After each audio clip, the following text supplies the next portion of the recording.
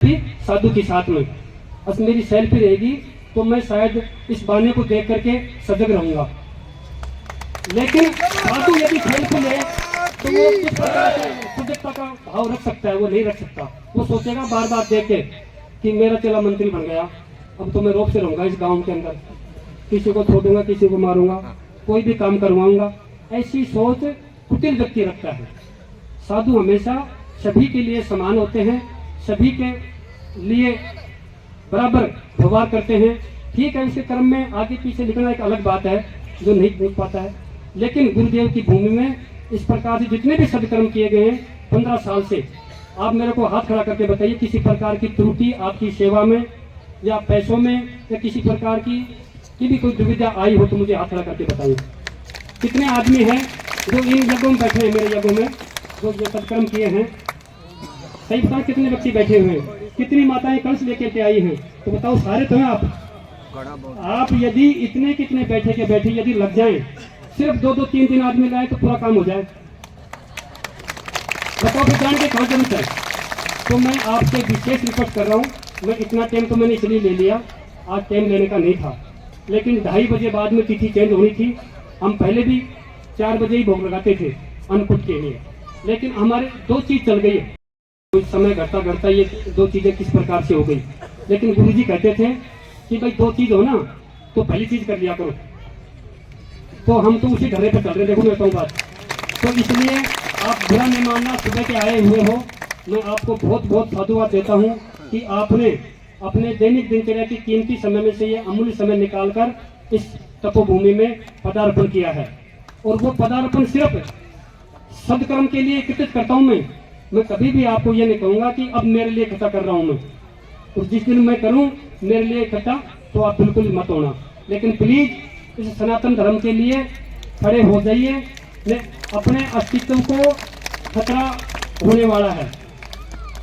ये मैं, क्योंकि मेरा गुरुजी ने एक भजन गाया था यहाँ लास्ट में, जब उनका उसके बाद में तो उनका गला चौक हो गया था कि पाप का घड़ियों भरबाड़ो शहर कालबली को खप्पर चालबाड़ो है। तो ये कालबली का चक्कर चलने वाला चल भी चुका है बहुत दिनों से, लेकिन सदगुरु जो हैं वो घुमा फिरा करके किस संदेश से क्या कहते हैं, लेकिन उनकी भूमि है। तो गुरुजी कहते थे कि प्रलय होती है लेकिन महाप्रलय नहीं होने देंगे। हम इसलिए नहीं आते हैं कि देश भूमि की महाप्रलय हो जाए, कि खून नहीं बचे, ऐसा नहीं होने देंगे।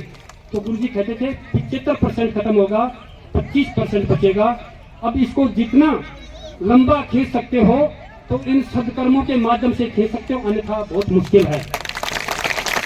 क्योंकि सदकर्मों का आधार नहीं रहेगा अपने कर्मों के अंदर, तो वो कर्म पता नहीं आपको कहाँ उड़ा के ले जाएंगे और कहाँ जाके डाल देंगे, किस खड्डे में, ये हमेशा याद रखना। तो अपना कर्मों का जो आधार है इन सदकर्मों से होना चाहिए। और जब ये सदकर्म, देखो हवन और यज्ञ और अग्निहोत्री हमारे सनातन परिवारों में सुबह सुबह उठते ही होता था।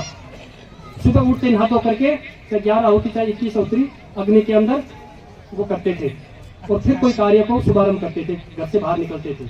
लेकिन ये सब चीजें बंद हो गई, क्योंकि मुगल कालों ने जब ये प्रशासन किया सब चीजें बंद कर दी गई। रात को फेरा करते हैं, कभी नहीं करते रात को फेरा, वो अपने कहने लगे, अपने कहने लगे और दो फेरे क्या करना चाहिए, दो शादी हो रही है, ये गलत है। मतलब ऐसी कथाओं को, मन गढ़ंत कथाओं को बार बार कर, झूठ को 1000 बार खाया जाए तो झूठ भी सत्य हो जाती है। और वो ये होती है तो कहाँ होती है? हिंदुस्तान में होती है और विदेशों में नहीं होती है। विदेशों में आज भी गहराई पर जाकर के सत्यता पर, उसकी कसौटी पर खड़े उतरते हैं। यहाँ तो 100 आदमी कहने लगा गलत चीज में, नहीं भाई ये खैरा से ये कराऊंगा, जबकि यहाँ नहीं होता था। तो इसलिए हमारे कभी भी रात को फेरे नहीं होते थे। ये मुगलों के कारण ये बच्चे उठा के ले जाते थे, इसलिए चुपचाप रात को फेरे करते थे, किसी दूसरे घर में जाकर के, कभी किसी में जाकर के। तो इस चीज को, फालतू के खर्चों को रोको। लेकिन ये ज्ञान प्राप्त होगा इन सदकर्मों से जुड़ोगे जब, और इनका मेरा माध्यम है हमारी जो गण है, हमारे जो क्षेत्रपाल हैं, जो हमारे धर्म के जो जितने भी देवी खत्म होती जा रही है, उसकी ना एनर्जी को पुष्ट करते हैं।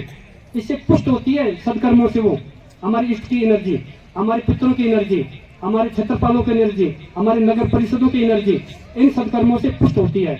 और आप तो सोचते हो एक साल में नहीं, 50 साल में एक जगह कर दो जी, पैसा इकट्ठा कर लिया है परगना का, जनता इकट्ठी कर ली परगना की, और सब ये किया होगो बस कल्याण होगो, नहीं होगा। रोज यह करिए, रोज, वो तो घर में करिए, लेकिन पंचायत स्तर पर एक साल के अंदर तो एक यज्ञ करना चाहिए निस्वार्थ भाव से। और जितने भी समाज बसते हैं उस पंचायत के अंदर, छोटे से बड़ा, उसको समान दृष्टि देखते हुए, फिर मेरी गारंटी है कोई कार्य नहीं हो सके, तो मेरी गारंटी है। लेकिन आप ऐसा करके देखिए, क्योंकि हमने आपके सामने प्रैक्टिकल करके दिखा दिया है। ये तो सिर्फ ये एरिया इधर से बच गया था, तो गुरुजी ने समाधि भी ली हुई थी, तो मुझे चलो 365 दिन का इधर भी रख दे। आप ही कर सको, आप ही करने वाले हो, आप ही कराने वाले हो। मैं तो खाली निमित्त मात्र हूँ, आपकी सेवा के सानिध्य में खड़ा रहूंगा। क्यों, मैं यज्ञ तो जो आत्म अनुभूति या आत्म संतुष्टि के लिए जो मैं करता हूँ मेरी, वो तो मैं धुने में रोज करता ही हूँ, लेकिन ये आपके लिए है। आप बिल्कुल भी इस चीज को मत जोड़ना कि यह गुरु महाराज की प्रतिष्ठा के लिए है। आज 15 साल होगी, किसी भी अखबार में नाम बता दीजिए कि हमारी प्रतिष्ठा का व्याख्यान किया है क्या, और हमने ऐसा कहा है क्या। आपका व्याख्यान किया है हमने कि जो व्यक्ति, जो परम जो धन्यवाद व्यक्ति हैं, वो किस प्रकार से करते हैं, और एक आम व्यक्ति, साधारण व्यक्ति, गरीब व्यक्ति कितना बड़ा यज्ञ निर्विघ्न पूर्वक करवा रहे हैं। आप जैसे लोग इस राजधानी में, जयपुर की राजधानी में कर आए हैं आप, तो आपको आपका आत्मबल मजबूत होना चाहिए। तो सब हाथ खड़ा करिए, सब सहयोग करेंगे ना, बोलो। तो मेरा तो बार बार आपसे निवेदन यही है, यदि आप सहयोग करोगे तो किसी भी, क्योंकि आने वाला बहुत कठिन समय है, फिर बता रहा हूं मैं, ये ऐसा 2019 में हुआ था, और हम कहते थे कि सृष्टि में ऐसा कुछ होने वाला है कि तुम्हारे डॉक्टर और साइंटिस्ट भी फेल हो जाएंगे। कहा था ना, किसी को याद है तो। और जब भी बचेंगे यदि इन सदकर्मों से जुड़ेंगे।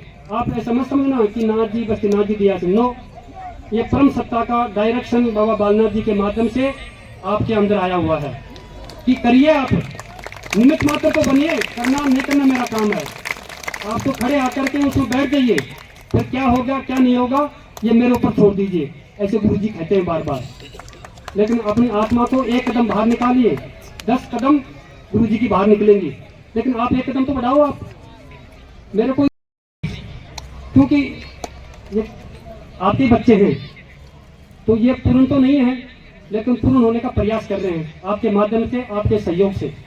और आप इनको पूर्ण कीजिए, आप इनकी बात मानिए, और आपकी भी ये बात मानेंगे, और हम भी आपकी बात मानेंगे। आपकी बात मानने के बाद तो ये सब कुछ हो रहा है, लेकिन आप जैसे चुनाव हो रहे, अब चुनाव आ गए, और आप एक ही वोट न गिरो, सारा बैठ जाओ पुंजा, फिर देखता रहेगा जनप्रतिनिधि होंगे कि नहीं होंगे। तो ये आपके तो है ना, और जनप्रतिनिधि भी आपके द्वारा करेगा, भाई मेरे को कितने लोग वोट दिए हैं, मैं जीता हूँ, तो मैं सभी से जीता हूँ। तो वो अच्छा जनप्रतिनिधि है, वो सभी को एक दृष्टि से रखते हुए सबका कार्य करेगा। और कई बाकी सेकरा से तेरा मेरा करके वो बहुत गलत है, इंटेंशन दूसरे समाजों के लिए गलत है। तो पवित्रता से उस, ये बहुत बड़ी सत्ता है, तपेश्वरी से राजेश्वरी, जो भी जीता है वो वही जीता है जो तप किया हुआ होता है। चाहे दुनिया विमुख हो जाओ, फिर भी जीत के आ जाता है, भगवान की कृपा हो जाती है, तो उसका तप है ये। और आपका जो महान तप है, जो उसमें दान करते हैं, ये भी एक हवन है। ये समझ लीजिए, ऐसा कुछ नहीं है कि दूसरा कांड ऐसा ही है, ये भी हवन है। इसकी सच्ची आहुति जो देश की प्रतिष्ठा को, देश के धर्म को, देखो देश बचेगा तो हम बचेंगे। और तुम कोशिश करोगे कि मेरा समाज बच जाए, मैं बच जाऊं, देश की ऐसी तैसी, तो भैया तुम भी नहीं बचोगे, गारंटी की बात है। तो सबसे बड़ी क्या चीज है, बड़ी उपलब्धि लेके चलिए। बड़ी उपलब्धि में छोटी उपलब्धियां अपने आप हो जाती हैं। आप अपने माता पिताओं की बात मान लोगे तो सब गांव पूरा बात मान लेगा, आपकी गारंटी की बात है। क्योंकि माता पिता कभी भी अपने बच्चे को गलत नहीं कहते हैं।